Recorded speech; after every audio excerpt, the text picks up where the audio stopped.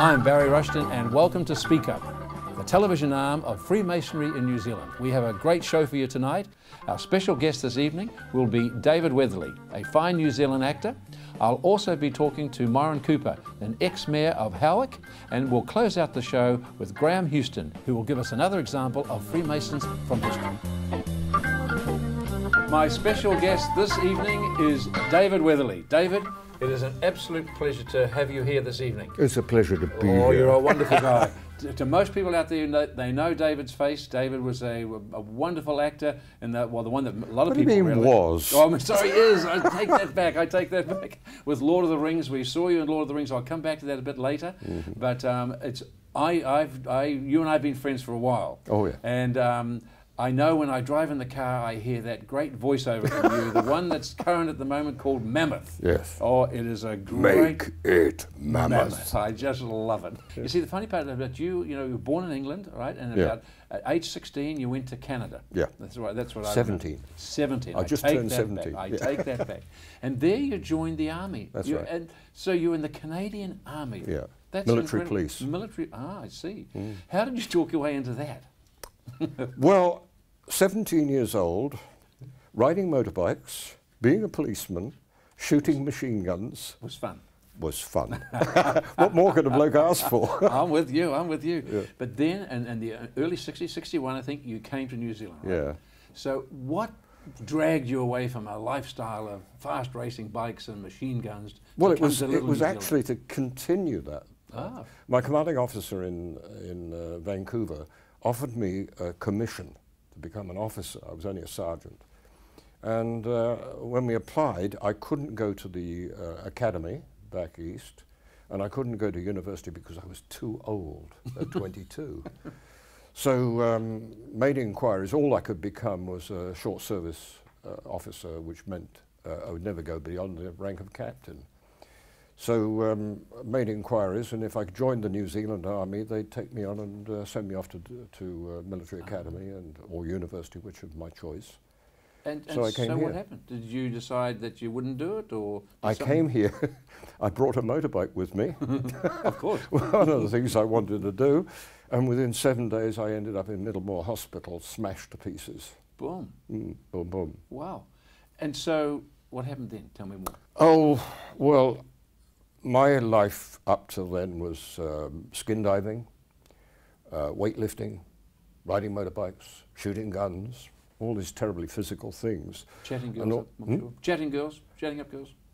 Naturally. But then I was up on walking sticks, and I sort of regarded myself as a piece of junk. That was my life all over. And I sort of stayed at home. I finally managed to get a job with the Department of Internal Affairs. I went to the Department of Labour, as it was called in those days, and there was this lovely lady, Miss Worsp, and she said, "What are you doing here?" I said, "I want a job." "Well, there's plenty of jobs." "Yes, but they won't hire me because I'm on walking sticks." "Oh. Well, would you consider working for the public service?" I beg your pardon? "Would you consider working for the public service?" I said, "What? Would you consider working for the public service?" I said, "I just want a job."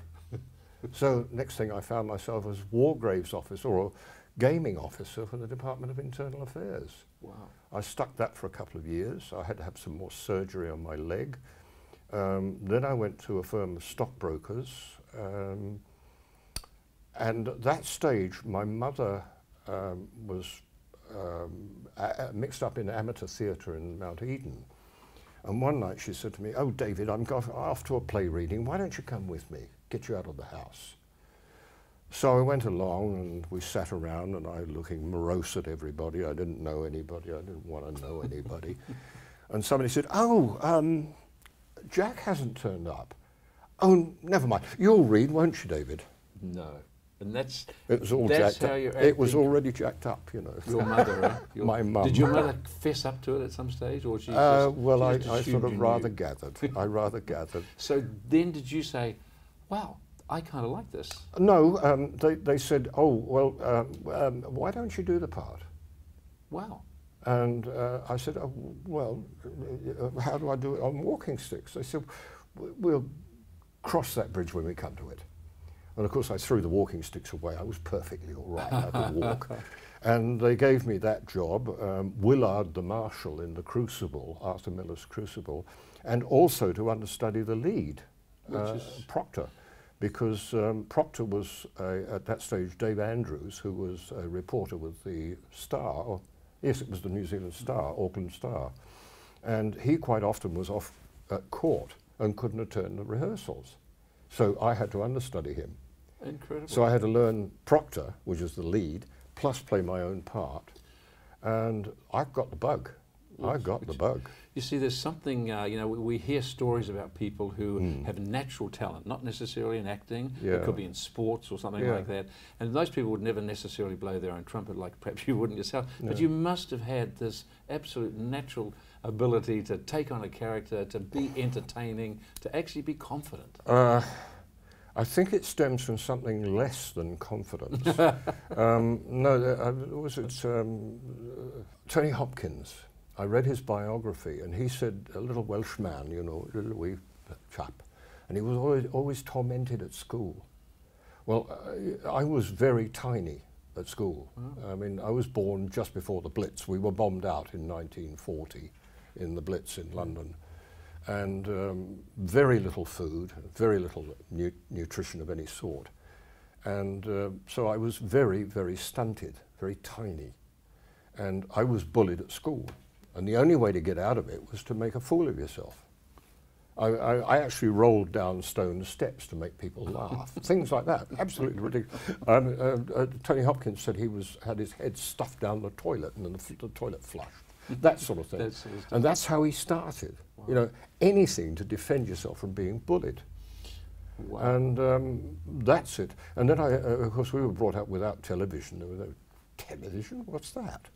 They were brought up on radio, so there were all these wonderful programs. The Goons, beautiful, fabulous. And I used to imitate the voices. And you had a great career in, I still have a great career, I'm sure, in theatre. Right? Yeah, I mean, a lot of work with the Mercury Theatre in Auckland, Wellington Theatre. My first actual stage performance, professional stage performance, was there. I'd done a drama school, Nola Miller's drama school in Wellington, in Palmerston North, Lincoln. Wow. And I got a telegram from Dick Campion, Jane Campion's dad, would I come to Wellington and do Oh, What a Lovely War? So I went down there for that. And that was it. It just went from there. Which is fantastic. Shows at downstage, then toured with the Royal Shakespeare Company, Comedy of Errors, toured with Oh, What a Lovely War, we did it again. Then I got a telegram from Auckland, Mary Amor, who used to run Central Theatre in Remuera, would I come back to Auckland and play Henry V for them, because they couldn't find an actor in Auckland to play Henry V. So I shifted back up to Auckland on the 10th of July this year, DC Day, Decimal Currency Day. Wow. You know, there's an old saying that nothing ever is what it appears to be. You know, there's a great saying.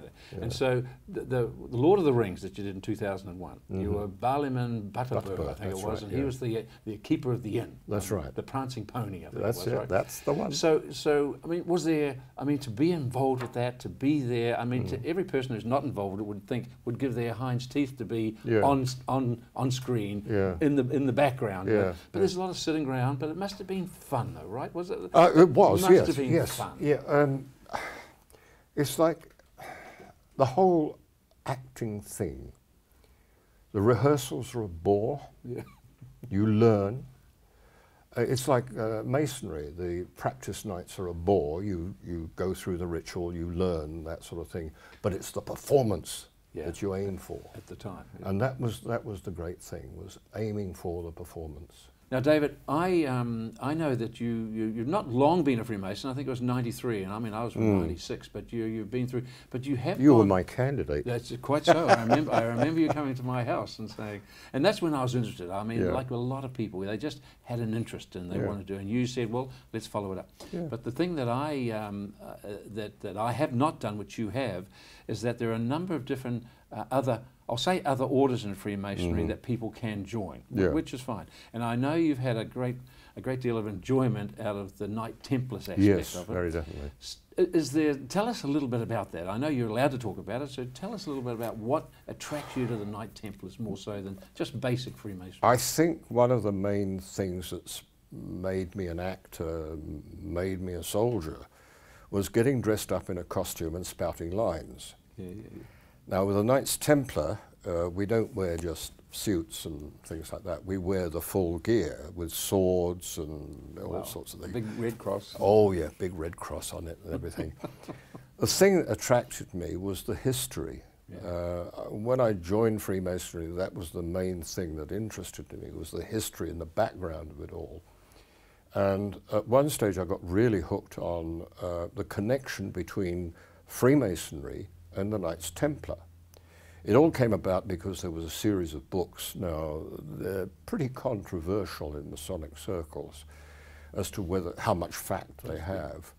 But it seems to me, reading these books, that there is a very strong connection between the Knights Templar and Freemasonry. And interestingly enough, they were the guards for the Pope. They were, for the Roman Catholic. they were his special soldiers. That's right. Yeah. It was started around 10th century, and a very small group of 9 knights, French knights, decided that they were going to the Holy Land to protect the king of Jerusalem, the Christian king. Now, the stories that they found something there of great value to the Christian religion, brought it back to the Pope, and the Pope was very excited by it and sponsored it, and it became huge, this army. But they were eventually overthrown by Saladin and the Muslims and retreated in stages back to France.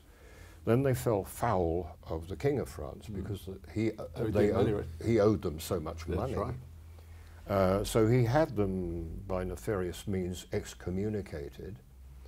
And the idea was that on Friday the 13th they were all supposed to be arrested, but most of them escaped. La Rochelle was their port, and they fled up through up the west coast of Europe, up through Ireland, and they ended up in Scotland. The Templars then became fairly strong in Scotland. The Pope and the King of France were raving to get them back so they could crucify them or do something nasty to them. But Edward, the King of England, said, no, you can't. We're not allowed anybody to be tortured. We're not sending anybody back there to be used by the Inquisition for their amusement. So they became a sort of a subculture, and they went underground. Now, when they were strong in France, they financed all the great cathedrals of Chartres and places like that. Now, they provided the money, but who built them? Stonemasons. Yeah, Freemasons. And there's a thing with stonemasons that when you finish one job, you're given enough money to get to the next job. And it's an underground network. And the secret signs and things like that, because they were illiterate, how can you tell if you're a grade 3 stonemason? You have a shake hands in a funny way and you say a word. Now these are the much vaunted secrets of Freemasonry. The evil plot to overtake the world. You know, it's utterly ridiculous. It is ridiculous. Yeah. They're just simply means of identification. That's right. The theory is that the Knights Templar went underground with the stonemasons in England, amalgamated with them, and from that grew Freemasonry as we know it. David, it has been Mammoth. How's it again? Mammoth. Mammoth. Mate. Thank you for being a guest tonight. It's been absolutely fabulous. Mate. It's been my Look pleasure. forward to seeing you again soon.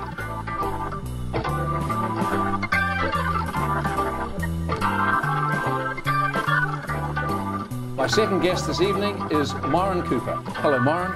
Nice to see you, mate. Nice to be here. Thanks for the invitation. And thank you for taking the time for coming this evening. Now, in the eastern suburbs of Auckland, you are absolutely very well known. Now, I know possibly around in Hamilton and somewhere else, Morrinsville, you're well known. I know that too. But you were mayor of Howick, the district of Howick, for about 15 years. Correct. That's right. Correct. And what a great little area that is. Great community, great place to work for and work with, and the people were great to work with. I remember possibly those early days, because my family grew up in Auckland too, and those days we have changed a lot now. This whole area is just exponentially growing out. So you would have seen some incredible changes in the time that you've been there. Well, particularly the population, its expansion, but likewise the changes in the ethnic content of it all. And I can remember in the days when I first went to Howick, there weren't any restaurants in the main street. Wow. Now there's quite a number of restaurants, but they are multicultural, which has brought quite a good change to the area. I agree. You see, that's the thing that's happening with change all over. Now, also too, you've been involved with Freemasonry now, and I want to say this quickly and I'll get back out of it, 60 years, right? So you obviously joined very young, is that correct? Yes, my father and I joined at the same time, did our 3 degrees together. Yes. Wow, that is tremendous. 60 years is absolutely superb. But there's something about the Freemason aspect that I know that ties you into something like Howick, because there are parts of Freemasonry where the communal spirit within the lodge does spill out to the community. That's for sure. Yes, I have noticed that. And I don't think it necessarily just does that in smaller communities either. It can do it in larger ones, and having been overseas to a number of places, I've seen profound influences that Freemasons lodges have had on communities, both large and small. Exactly. There seems to be, obviously, even within the Freemason arena, to amalgamate, to make lodges a bit smaller and join with other smaller lodges to try and make a bigger one. I mean, the same sort of thing that happens in cities. I mean, Auckland's a classic example. I'm not a great fan of amalgamation. It never seems to work in the Freemasons arena, and I'm a bit sceptical that it actually works in a city arena too. I mean, you'd have comment on that, I'm sure. Well, the only comment I would make is that amalgamation's never entered my vocabulary, to be perfectly honest, because I abhor amalgamations of any sort. They take away the identity of a lot of the organisations that are pulled together for whatever political reason that might be. But they don't work. They don't work here at the present time in Auckland City. There are books written about it, and I must commend the Australians. They found a new word called de-amalgamation, and they're pulling Queensland to bits. They're pulling the other centres around Australia to bits, because they don't work over there either. Tell us about the early times in Howick when you arrived. And first of all, I know that you joined the council. You know, that someone said to you, Warren, why don't you stand for council? And I think a few people whispered in your ear and said, you'd be a good councillor. And sure enough, you were. No, that's not true at all. True. The president of the Businessmen's Association, I said to him, I would like to join something in the community where I can enter. It was at the end of my year in office as past master of the Pakuranga Lodge. And I said, I would like to do something in the community. And he said, well, there's an election coming up. Why don't you stand for the council? Bob Williamson said, you won't get on. You haven't got a show getting on. But why don't you stand? It'd be good experience for you. Well, he was wrong on 2 counts. I did stand, and I did get on. Then I couldn't get off. Obviously, in that time that you were mayor, there was lots of things done, lots of benevolent works were done, lots of activities happened. They even named a park after you, which is kind of nice, isn't it? Morrin Cooper Park? Absolute and total surprise. I was extremely grateful in a very humble way, because those nice, tranquil little parks have some significance, and that each and every mayor, coincidentally, I'm sure, has a little acreage somewhere named after them. Great. The likes of Sir William Stevenson, who I might remark was a very good Freemason, and I took him to the night that he received his 50-year jewel. Beautiful. So I can vouch the fact that he was a Freemason. Some people have wanted to deny that, but he was. There's another thing that's a stalwart around in New Zealand too, is that there's a number of clubs that identify within in a town, and I believe the Howick Club, of which you are a life member, and I happen to just sort of see it on the website and do a virtual tour. What a great facility for the people of Howick and that district. It just looks like it's a great family-orientated place where people can go. Well, very quickly I can just tell you how it arrived, where it did arrive. The Liquor Licensing Commission came to the area and said, oh, there's room for another 23 liquor licences here. And we said, well, we don't want 23 liquor licences. We don't want any more liquor licences really, except to change the type of licence. There was only a couple of pubs and there was about 2 or 3 licensed restaurants. That was about all. And we said, what about a chartered club? Now, effectively, as you probably know, chartered clubs are owned by their members, really, and they're self-policing. So we said we would like a chartered club. So we obtained a licence, bought some land at a very cheap price 33 years ago, and off we went. Today, it's a roaring success, and everything's paid for, and it's got land and buildings worth over 20 million. It's a fantastic looking place. The 60 years that you've been in Freemasonry, if you could sort of sit down and say, I'm glad I joined Freemasonry because, I mean, what's the one overriding umbrella feeling that you think that, I mean, that you just attribute to your life in Freemasonry? Oh, commitment. Right. Commitment. Constant perseverance will overcome all difficulties. You've just got to keep at it. The dripping of the water on the stone. It's the words as well too, and the actual parts of the ritual which really have great impact and great meaning. When you hear them again and again, you just bathe in how beautiful they are. Well, I found an article just the other day, which I happened to know where it had been because I've pulled this out many times. It was produced by the New Zealand Herald on the 30th of September 2004 and written by Garth George. Yeah. And the caption was, of Freemasonry and a lifelong love affair with words.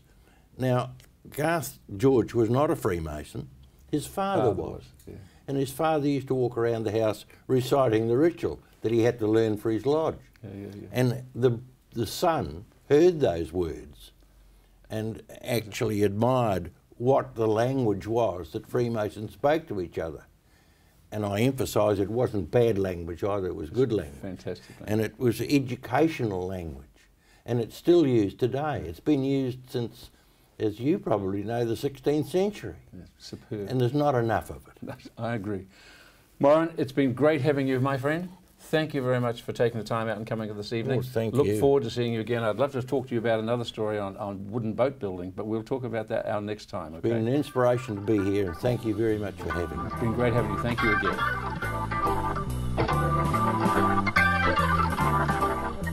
We come to that part of the program now where I introduce our regular contributor, Graeme Houston. Hello, Graeme. Hello, Barry. I believe you've got someone really special you want to talk about tonight. Sure have. Tell us who you've picked. Well, I picked Richard Seddon, Dick Seddon, the longest-serving Prime Minister or Premier King in Dick, New right? Zealand. King Dick. Yes, he was around 1893 to 1906, and his leadership ceased when he died in 1906. But a little bit of background about King Dick. He was born in England, like a lot of our very early pioneers were, and just outside of St Helens. And he was a guy that preferred the outdoors, preferred playing games. He was a big bloke too, wasn't he? He was a big guy. He was unruly. He was an unpromising student. So it resulted in him leaving school at 12.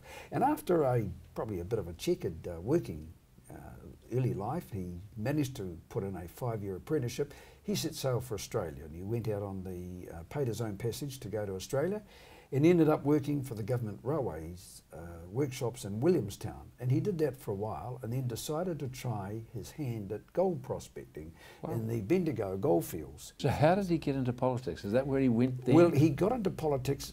He was it appears he could have been a little bit of an agitator in his earlier life, but when he was in Hokitika, he became involved in local politics. Right. He was great on the interests of miners and mining industry as a whole. He was a bit of a bully, wasn't he? He was a bit of a bully, and he was known, particularly on the west coast there, as a guy that you could go to. He would sort matters out, and some reports say often with his fists.